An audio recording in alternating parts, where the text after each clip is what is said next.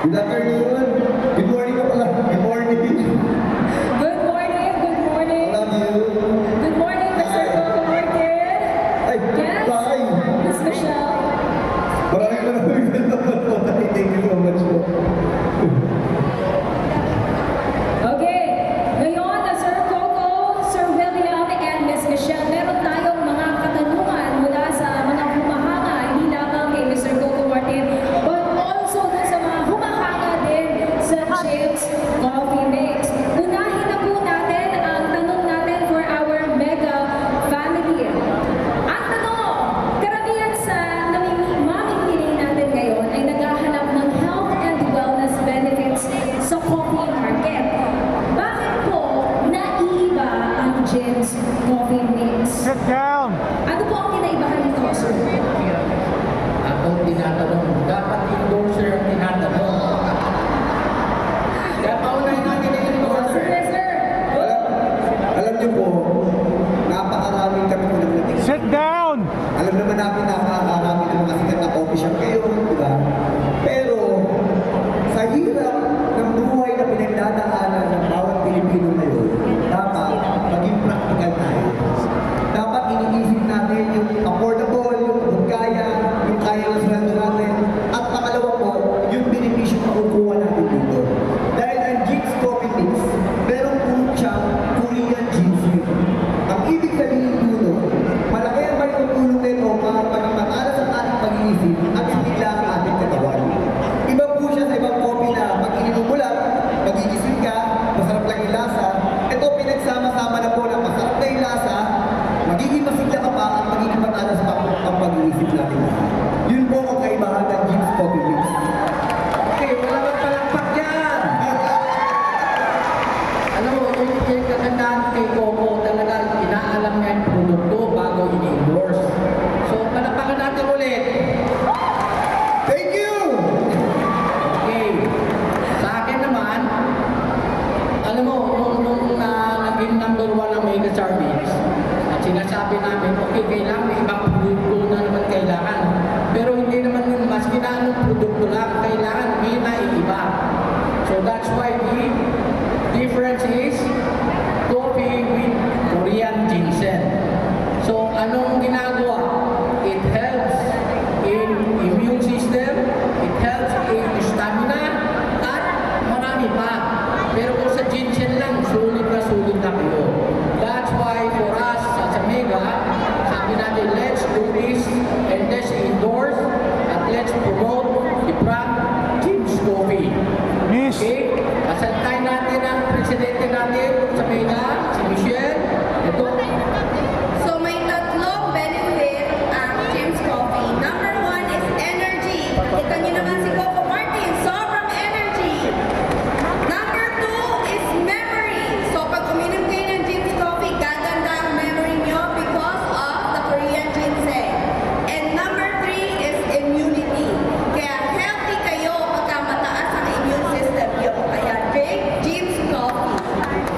Alam niyo po, honestly, i-share ko lang po sa inyo, napakalaking tulong po sa akin ito. Kasi kung alam naman po natin lahat na napakaraming kong trabaho. Hindi lang ako isang artista, scriptwriter din ako, director din ako, and then producer din ako. At nagninegosyo rin ako ng mga maliliit na mga negosyo. Pero sabi ko nga, paano ko nagagawa ang lahat ng yun? Siyempre po, ang pinaka-importante sa atin, yung umaga sa pagkagising mo, sa pagbe-breakfast mo, kasabay mong iniinom ng James Coffee. Kasi ito yung magpapakatag sa iyo eh. Ito yung mag-boost sa energy mo eh. Ito yung magpapatala sa isip mo para sa panglaban mo sa araw-araw. Kaya napakalaking tulong po nito sa aking hanap buhay sa araw-araw. Kaya kung tatanungin po nila, maraming mga tao nagtatanong sa akin, matutulog ka pa ba? Kasi nakikita lang kung gaano ako energetic eh. Kung gaano ako passionate, kung gaano ako kalakas. Pero sabi ko kasi, lahat ng tao may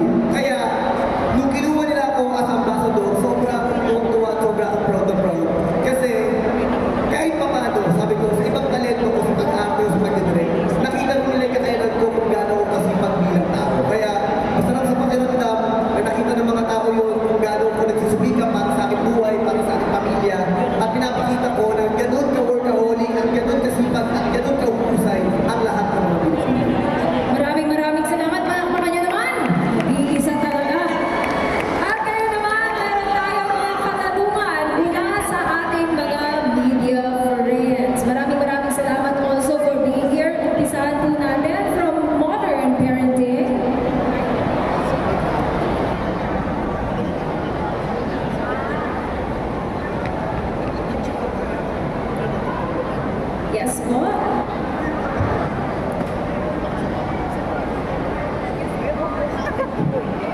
Hello, okay. So, hi, Coco. Dito, good morning po. good morning. Okay. Dahil usapan na ng kape to, ngayon na meron na ng endorsement ng Yellow Rock Coffee, gaano na ngayon halaga ang kape sa set? Kasi ano ko, araw-araw na kayo nagtitaping, taping, and syempre, in between breaks, I'm sure usapan kape, barkada. Alam niyo po, part na ng buhay natin ito, hindi lang mga Pilipino, halos lahat ng mga tao. Di ba, every morning pagkagising natin, minsan nga hindi tayo nakakapag-alusan eh. Lagi ang minano natin kape. Kasi yung kape ay nag-boost sa atin eh, para magkaroon tayo ng lakas, ng energy. Sa totoo lang po, alam po ng marami I'm sure nakita niyo sa mga sa social media ko. Sa set ko po, sa totoo lang, every morning, ang kape na iniinom namin doon, James Coffee. At pinasusubukan din po namin sa lahat ng mga tao. Dito sa Malabon, marami akong location na dito na pinasubukan po talaga namin sa mga tao. Kung gaano kasarap ang James Coffee, kung lahat ng mga hinahanap nila. Kasi hindi lang naman 3-in-1 ang James Coffee, meron din kami 5-in-1, meron din kami 7-in-1. Talagang inaral po nila na kung ano yung mga benepisyo na may tutulong nito sa mga tao para magamit natin sa pang-araw-araw nating buhay. Ngayon, sa akin po, every time na kapag nagtatrabaho ko, pag nagtitaping ako, yun po kahit sa totoo, hindi ako nakakapag-breakfast dahil sa sobrang dami ng trabaho. Pero dahil nga po dito sa kape, kahit pa paano, tumatagal ako hanggang gabi para makapagtrabaho kasi ito nabubus po yung lakas ko. Iniinom ko po siya sa breakfast, yung merienda, at minsan sa gabi kapag nararamdaman ko na pumutulog na. Kaya napakalaking tulong sa akin talaga ng James ko. Coco, may dadagdag lang ako. Ang James Coffee, hindi mahapdi sa tiyan. Low acid siya, kaya maganda kahit hindi ka kumakain. Okay na okay sa tiyan. Ayan.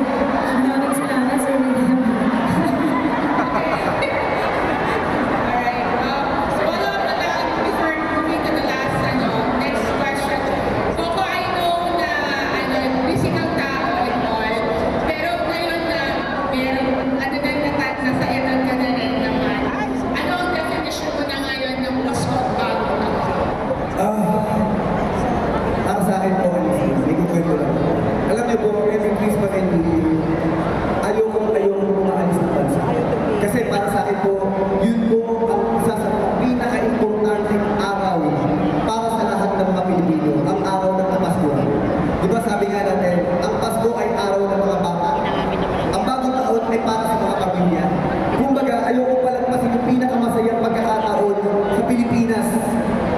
Kumbaga, kapag ikaw,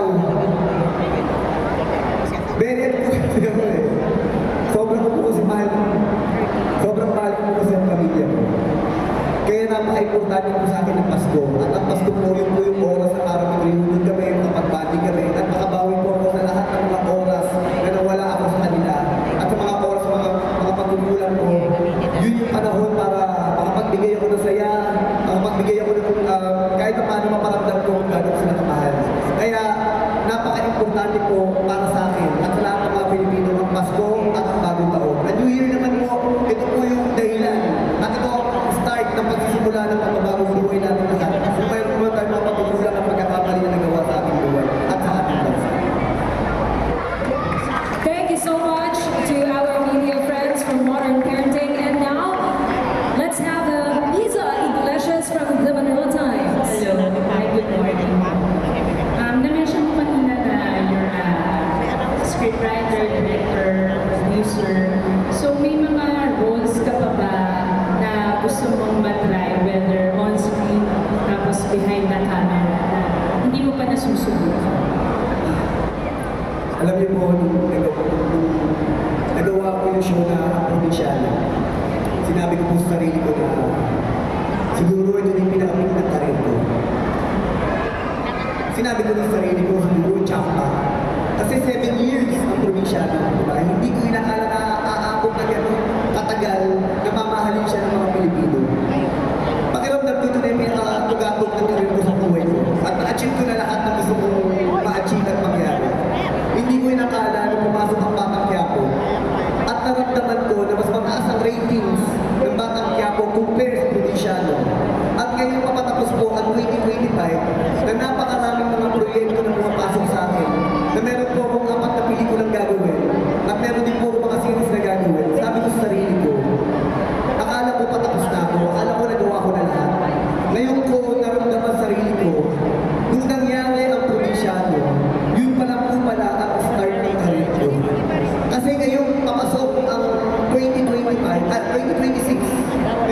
ako 2026, napakaraming proyekto na pumasok po sa akin. Honestly, sinishare ko nga po sa mga kaibigan ko.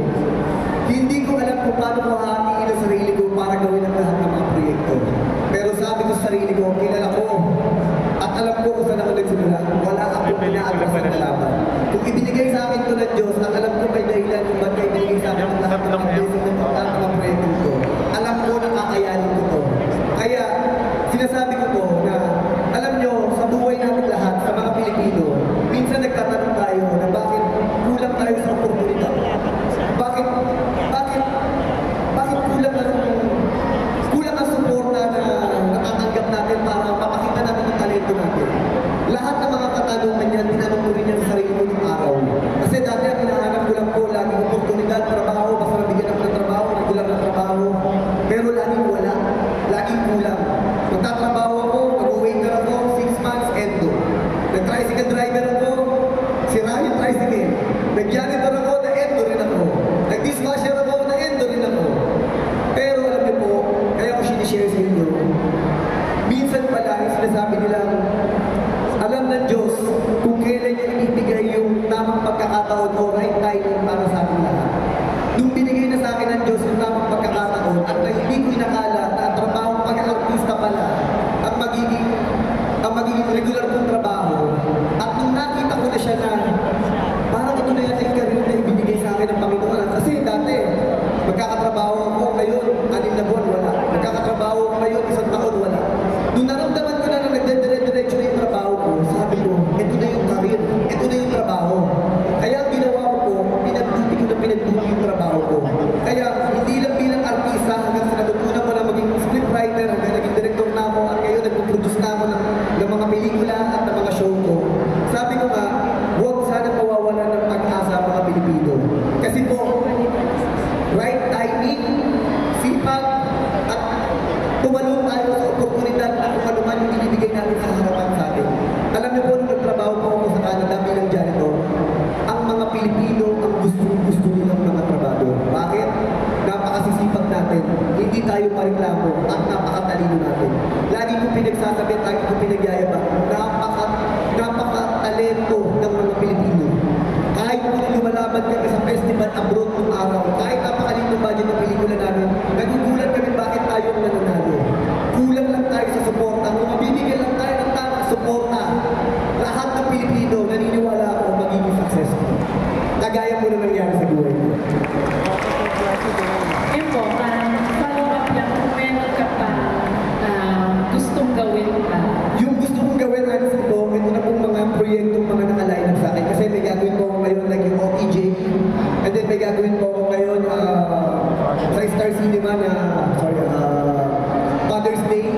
Tapos may gagawin din ako with Inang. Tapos may gagawin din ako Bonifacio. At may gagawin din po ako yung bagong series. Lahat ng mga, hindi sabi ko nga po, yung mga proyekto matagal ka lang hinihintay, bakit ngayon lahat nagsunod-sunod at nagsabay-sabay? Paano ko hindi na napakatagal ko hinihintay ito? Kaya sabi ko nga, alam kong napakahirap at hindi ko alam paano ko hatiin ang katawan ko, pero gagawin ko ang lahat para magawa ko ang lahat. Okay, may dadagdag lang ako, no? Yung sinabi ni Coco, talaga yung trades, yung reputasyon, yun ang importante. Very wholesome para sa pamilya. That's why he was chosen to endorse James Coffee. Palakpakan natin at talaga, modelo, pamilya. So I hope ibang mga artista, ibang mga endorser, kailangan malinis. At pag ganon, tradition should be long-term para at least tuloy-tuloy ang endorsement. Okay, salamat again, Coco. Truly well-deserved nga naman talaga. And also, thank you so much to Ms. Iza Iglesias from the Manila Times. And last but not least, let us have Mr. Alvin Ignacio from Daily Tribune. Hi. Hello.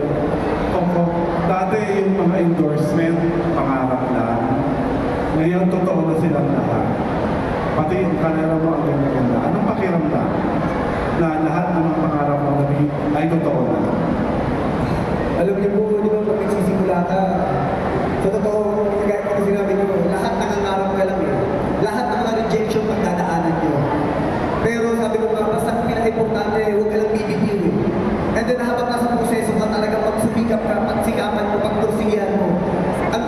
talaga, kapag talagang nagtrabaho ka mabuti at pinagbuti mo, may magandang patutunguhan eh. Ngayon, sa parte ng buhay ko, hindi ko po inakala na makakarating ito. Bukod po sa mga endorsement na kung ano meron po kayo, bukod po sa mga proyekto na meron ako ngayon, para sa akin, ang pinaka-big achievement ko, yun na ayos ko po yung pamilya ko. Kasi po, broken family po kasi kami. And then, nag-iwalay po ang parents ko. Imbis na sirain ko yung buhay ko at damdamin ko yung pag-iwalay nila, sinabi ko sa sarili ko, kung ako masisira o madadapa, walang mangyayari lalo sa pamilya ko. Kaya ako po yung nagpakatatak. Kasi sinabi ko na ako magiging pundasyon nila. Kaya patuloy ko po talaga inayos ang buhay ko na nagsumikap ako. Na ngayon po, kahit pa paano yung mga kapatid ko, natutulungan ko, nakita niyo na ako, di ba, yung dalawa sa mga kapatid ko na ipasok ko rin sa Batang Quiapo, nahihiyaman ako, pero sabi ko sa sarili ko, yung ibang tao na natutulungan ko, bakit yung mga kapatid ko, bakit hindi? Kaya hindi lang ko rin sila. Sabi ko lang naman, basta huwag lang nila ako pahihiyain. And then, ngayon, kahit pa paano, sabi ko nga, na-achieve ko lahat ng mga dreams ko. Alam ko, sabi ko, ito naman yung tamang pagkakataon para mag-give back para sa mga tao, lalo na sa mga tao na tumulong sa akin ng mga nagsisimula ko. Yun po yung para sa akin yung mga achievements ko, saka yung lahat ng mga blessing na dumating sa buhay ko, lalo na po yung mga endorsement. Nagpapasalamat talaga ako sa lahat ng tiwala na ibinibigay po na. Kasi napakalaking obligasyon po nito para po sa amin. Dahil kami po ang tinitignan ng mga tao. Kami po ang tinitignan nila kung nararapat pa kami o totoo ba yung sinasabi namin about sa produkto po ng mga leaders po yan. Ako pa last question. Ano ba yung mga pamantayan na tinitignan mo para sa medyo mo? Ay, gusto mo i-endorse ng produkto ko. Alam niyo po, Like sa James Coffee. Ano nakita mo sa James Coffee? alam niyo po, sa bawat ini-endorse ko, ang manager ko, si Shirley Juan, at ako po, pinag-aaralan po namin mabuti.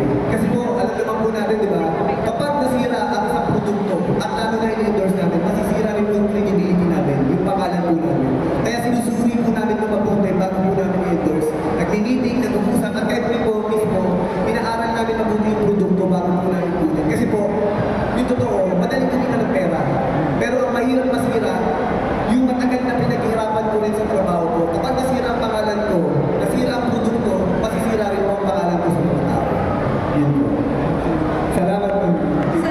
Sa tagal kong kilala si Coco, alam mo, si Coco ang pinakamabait at pinakamasipag na artista na nakilala. Sobra siyang humble and sobra siyang true, authentic siya. Ang sabi ko naman sa kanya, kailangan masipag ka pero alagaan mo ang kalusugan mo. Kasi importante ang kalusugan.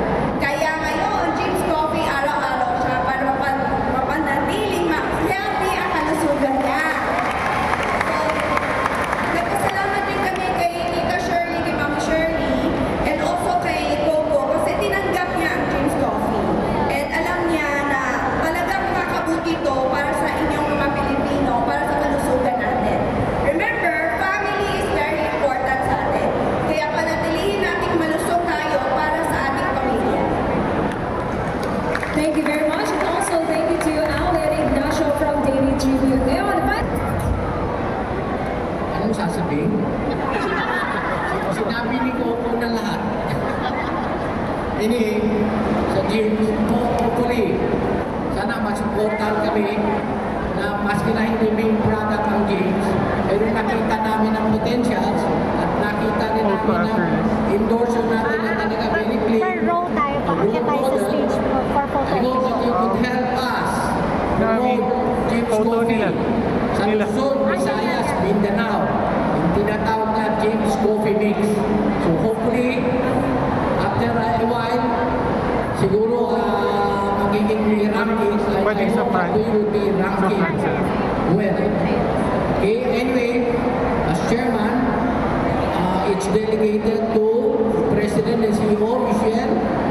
His task is to make the ratings. Okay, so balik ko kay Michelle bago si Coco magsasagot. So, kailangan namin ang tulong nyo para maging number 1 si James dito sa Malabon at sa buong Pilipinas. Salamat sa lahat. Ako po, unang-una nagpapasalamat ako sa lahat ng mga tao na nandito ngayong umagang po. Salamat po sa oras ninyo. Alam ko po, lahat tayo, napakaraming ginagawa, may trabaho, pamilya, napakarami natin